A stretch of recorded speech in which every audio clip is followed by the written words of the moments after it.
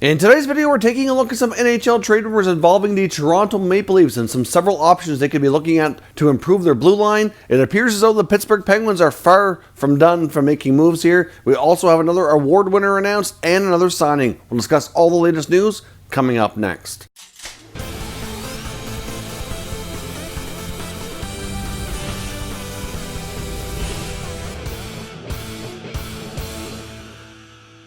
So welcome back to another video here at Top Shelf Hockey. Now, as I mentioned, we have several things to cover today. Let's kick things off with a couple of smaller, quick news hits here. Nathan Mackinnon of the Colorado Avalanche has been awarded the Lady Byng Trophy for the 1920 NHL season. So, of course, the Lady Byng Trophy is for gentlemanly play. So, usually goes to somebody who doesn't take very many penalties, follows the rules, not known for somebody who complains a lot to the referees, that kind of stuff. So, obviously, McKinnon is a pretty strong player overall. I'm sure he'd rather have like a Hart Trophy or something, but still, at the end of the day, it's nice to be recognized in that regard. In the runners-up here, we had Austin Matthews and Ryan O'Reilly, second and third, respectively. We were getting some more winners here announced here pretty much every day now that we're into the full swing of things with the NHL awards. Now, with the signing we have to discuss, the LA Kings have signed defenseman Sean Walker to a 4-year contract extension. His contract will pay him an average annual value of $2.65 million. Of course, Walker got into 70 games last year, put up 24 points. As we had discussed in our Los Angeles Kings off-season video, which,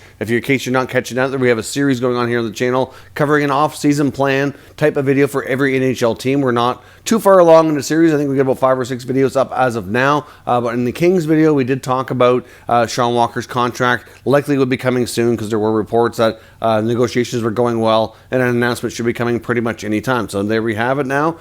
So Walker will be a decent part of the Kings blue line here for the next 4 years. Now, jumping into today's NHL trade rumors, let's kick things off with the Penguins, because of course last night we had somewhat of a surprise trade between the Penguins and the Wild, where the Penguins traded forward Nick Bjugstad to the Wild in exchange for a conditional 7th round pick, and they retained 50% of the salary. We did put out a video last night discussing that trade in case you missed the news, though. So essentially, the Penguins are paying him half the salary, and they're only getting a 7th round pick. And the conditions on the 7th round pick are linked to games played. So ultimately, Bjugstad is coming off a pretty severe back surgery.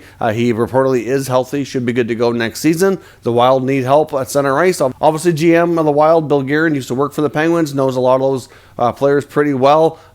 He's not the number one center that Guerin's been known to be looking for, but he will certainly add some extra depth in there, maybe play a third line role for the team. But after the trade went down, Rutherford did do some interviews, and he made it known again that he is far from done. When he was asked point blank, will there be other moves coming from the Penguins? He said, yes, absolutely, there will be, and that there are plenty of phone calls and conversations taking place between himself and other general managers. He said, given the landscape of the NHL right now and the fact that many teams are going to have internal budgets and many teams are obviously not having a ton of cap space without the cap rising, that it's a little tougher than usual to find a fair trade for both sides that they can come to terms on. But ultimately, he's also made it clear that he's there to expect more cost-cutting measures because he wants to be able to do some stuff in free agency. So clearly he must have his eye on 1 or 2 players that he wants to sign. Exactly who those players could be, we don't really know. I would suspect that they're likely in the forward position of some sort. I mean, obviously Crosby and Malkin are the main 2 untouchables in that team. I would suspect that guys like Jake Guentzel and Jason Zucker probably aren't going anywhere. Guentzel's a pretty good part of their offense, plays a lot with Crosby. He scores lots of goals. Zucker, they just traded for and had been trying to trade for a long time. So I think those guys are relatively safe, but there's plenty of other guys in the forward group that could be on a move, which could include Patrick Hornqvist. It could include Jared McCann.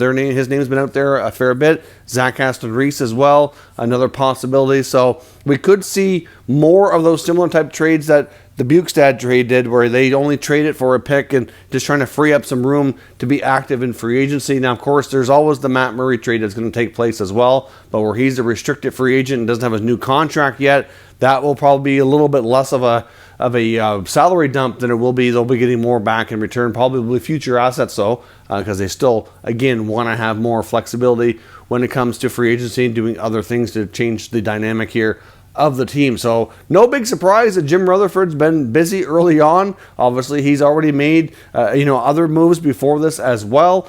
So we know he's not afraid to make the big trades. We know he's not afraid to be very busy, very aggressive. So that's his style of managing the team continues on here. But obviously, he also mentioned that the Penguins, like other teams, may not spend exactly full all the way to the cap, because a lot of teams are obviously losing revenue without having fans in attendance to these games. We don't know exactly when next season is going to start. Could be December, January. They're going to probably want to wait until they can at least have partial fans in attendance, like maybe 25% capacity, and then build it up as the season goes along, because they can't survive just on TV money alone. Obviously, the NHL came back for the return to play to get some TV revenue, just to kind of keep things going, because they would have had lost out on a lot of revenue there, but still, that alone over a longer period of time is just not going to be just enough here. So it'll be interesting to see how these teams adjust their spending based on teams having more of an internal cap. Like, we don't usually see that. We usually only see that with maybe a couple of teams around the NHL that are either not as wealthy financially, or that is just not, having owners like Eugene Melnyk in Ottawa who preferably doesn't like to spend as much. So obviously we'll have to see what happens here, but expect more moves from the Penguins. Obviously we'll expect the Matt Murray trade here at some point when the right deal is found, and we'll expect more cost-cutting measures, and some of the other players I mentioned likely to be on the move, probably for not much of a return, but to give them more flexibility in the cap space so that they can go and be active in free agency.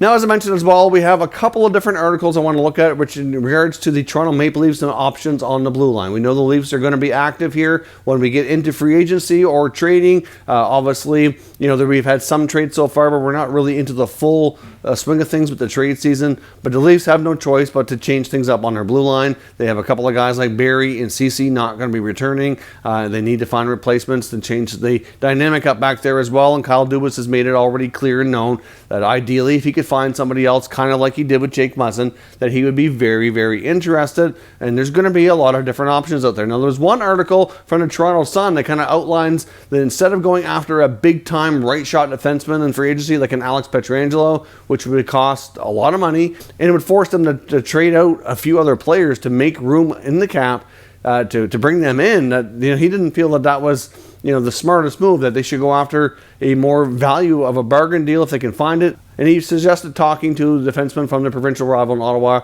Mark Borieski, who's made it clear publicly now, which we already kind of suspected, that he will be testing free agency and is going to be looking to maybe start a new chapter and move on. Of course, Borieski is a left shot D where the Leafs primarily need a right shot, so that's somewhat problematic, but he does bring the leadership qualities. He does bring the physical play. He's not afraid to drop the gloves, not afraid to block shots. Like, he'd be comparable to Muzzin in that regard, to all those things that they're looking for in a defenseman. Obviously, he doesn't make a ton of money either. He was coming off a contract paying him $1.2 million. That's the most he's ever made. He's never really played a full season. He does get hurt a lot because of the style that he plays. Obviously, he's very aggressive, battled numerous injuries during his time in the NHL, but could be a force back there for pretty much any team, and he's going to be exploring his options. So that certainly would be an interesting possibility. Wouldn't have far for him to go. Obviously, from a family perspective, it might be an interesting move too, staying in the same province at the least. But now the other article we want to take a look at is from Sportsnet and Luke Fox, where he goes through 15 different options for Maple Leaf blue liners that they can consider through trade or free agency. Now, I'm not going to touch on every single one, because some of them are certainly players that I do not feel are even going to be available at all. Like he mentions again, Colton Parayko is an option. Now, he doesn't seem to say that they're all viable options and they could easily happen or anything like that. But obviously, some of these are just, a little bit more of a yes, they'd be the ideal player. Some of the defensemen he goes on to mention as well are also left shot defensemen, and some of them I just don't feel are likely going to be available through trade. Like he does mention, like I said, Colton Parayko, Aaron Ekblad, Matt Dumba. Now, Dumba is possibly available. He also mentions Brodin briefly. Now, I think Dumba would be more likely the player that the Leafs would go for. Not necessarily the best one out there that they could target, but it's been known that Guerin has been having conversations around Dumba, trying to gauge his trade value, and that he is considering moving a defenseman to try to find help within the forward group. And of course, the Leafs have plenty of solid forwards that could be moved, but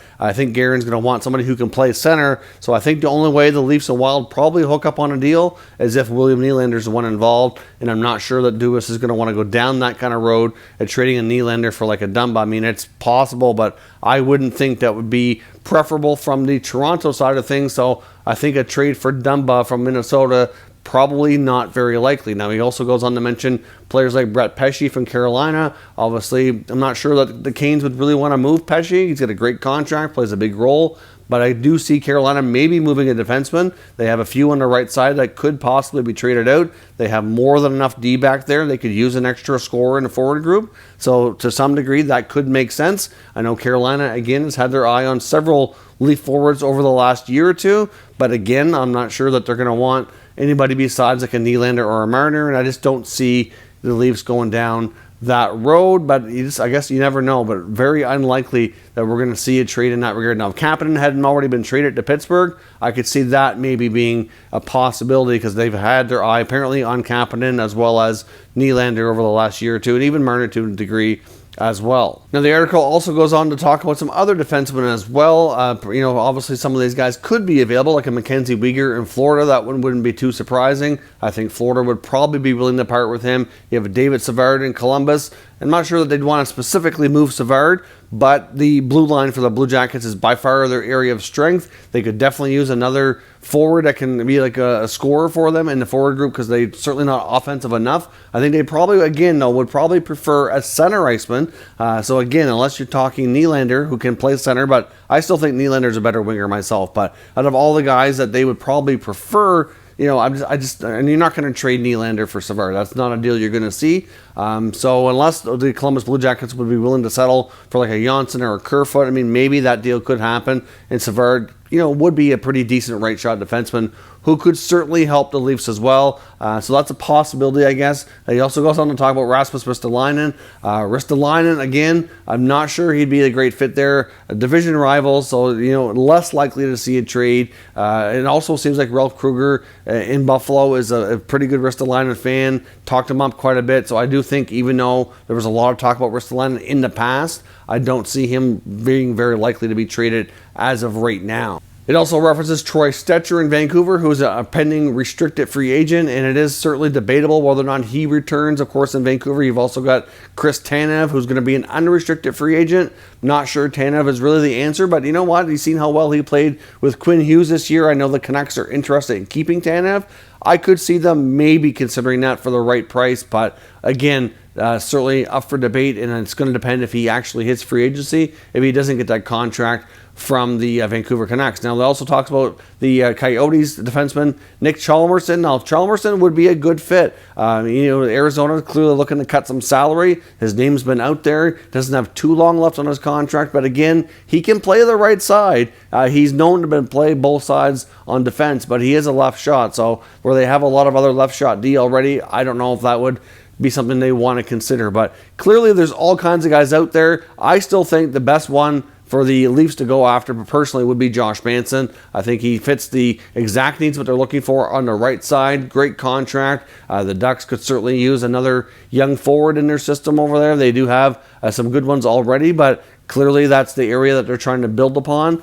So I think that could be a pretty good trade. I mean, Bob Murray, as I mentioned in the Ducks offseason video that was just out earlier today, they have a ton of defensemen signed on shorter term, one-way or two-way contracts. They clearly want to be looking to make some changes to that blue line. I do not see more of the veterans besides Manson. I don't see him and Fowler and Lindholm them all sticking around here longer term. I mean, not that they're getting old, but for example, Manson's 28, still has some good prime years left, has a good contract. I think his value would be good on the market right now, so it wouldn't be shocking if there was a move there. I've been saying that for a long time, and I still think it's one of the best options out there for Toronto. But clearly, there's lots of articles being written about the Leafs and their blue line. It's something that obviously Toronto media loves to talk about because it's a big area of focus for that team right now. More questions than answers until they start to make some moves. But out of all the defensemen we talked about here today in these two articles, what is your opinion on what the Leafs should do? Should they go after a big-time right-shot defenseman like an Alex Pietrangelo if he hits free agency? Should they consider trying to trade for like a Matt Dumba, maybe do something more significant, or do they maybe make some more minor moves, look to guys like Mark Borieski, Mackenzie Weegar, Nick Chalmerson, and players of that nature to kind of add a different element on the back end and not spend quite so much. So let me know what you think down below in the comments, and we can discuss further. If you're new to the channel, consider subscribing and turning on your notifications so you don't miss any future content, and give this video a thumbs up if you enjoyed it. I'd appreciate it if you did. As always, thank you for watching, and I'll catch you next time.